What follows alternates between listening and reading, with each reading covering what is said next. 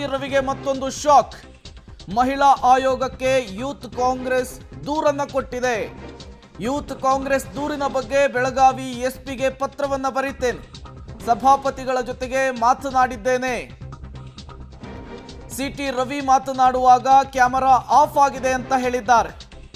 ಈ ಬಗ್ಗೆ ಪರಿಶೀಲನೆಗೆ ತನಿಖೆ ಆಗಲೇಬೇಕು. ವಾಕ್ ಸ್ವಾತಂತ್ರ್ಯ ಇದೆ ಅಂಥೇಳಿ ಮಹಿಳೆಯ ಬಗ್ಗೆ ಹೀಗೆ ಮಾತನಾಡುವಂತಹದ್ದು ಸರಿಯಲ್ಲ. ಮಹಿಳಾ ಆಯೋಗದ ರಾಜ್ಯಾಧ್ಯಕ್ಷೆ ನಾಗಲಕ್ಷ್ಮಿ ಚೌಧರಿ ಈ ವಿಚಾರಕ್ಕೆ ಸಂಬಂಧಪಟ್ಟಂತೆ ಮಾತನಾಡಿದ್ದಾರೆ.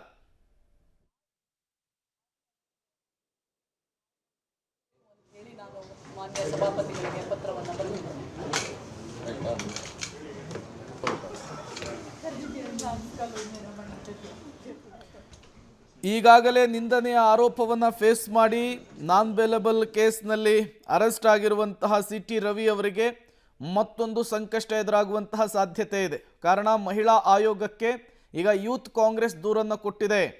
ದೂರಿನ ಬಗ್ಗೆ ಬೆಳಗಾವಿ ಎಸ್ಪಿಗೆ ಪತ್ರವನ್ನು ಬರೀತೇನೆ ಅಂಥೇಳಿ ಮಹಿಳಾ ಆಯೋಗದ ಅಧ್ಯಕ್ಷೆ ಈಗ ಪಬ್ಲಿಕ್ ಟಿವಿಗೆ ಮಾಹಿತಿಯನ್ನು ಕೊಟ್ಟಿರುವಂಥದ್ದು.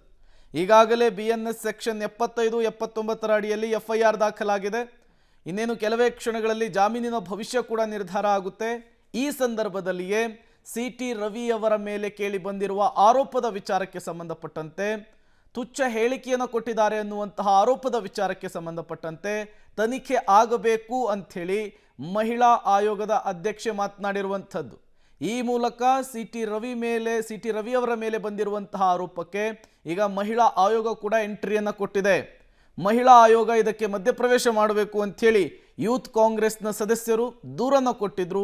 ಈ ದೂರು ಬಂದ ಬೆನ್ನಲ್ಲೇ ಈಗ ಮಹಿಳಾ ಆಯೋಗದ ಅಧ್ಯಕ್ಷೆ ಈ ವಿಚಾರಕ್ಕೆ ಸಂಬಂಧಪಟ್ಟಂತೆ ರಿಯಾಕ್ಟ್ ಮಾಡಿದ್ದಾರೆ.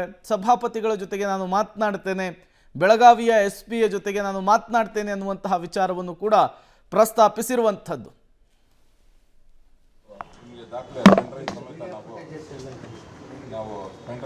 ಅದಕ್ಕೆ ನಾನು ತನಿಖೆಗೆ ಸಹ ನಾನು ಹೇಳಿದ್ದೀನಿ, ಮಾನ್ಯ ಸಭಾಪತಿಗಳಿಗೆ ಪತ್ರವನ್ನು ಬರೆದಿದ್ದೇನೆ.